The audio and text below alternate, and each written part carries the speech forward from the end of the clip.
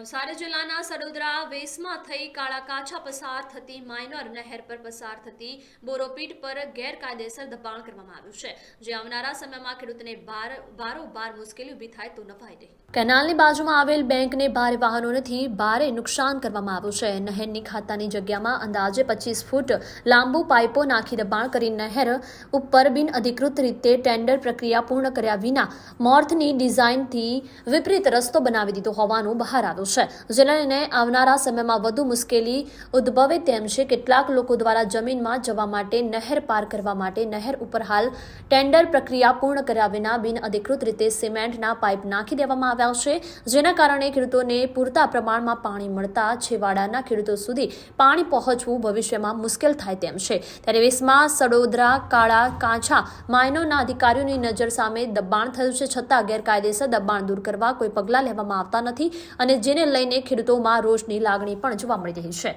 સાજિદ સૈયદ સાથે live 24 news, Navsari.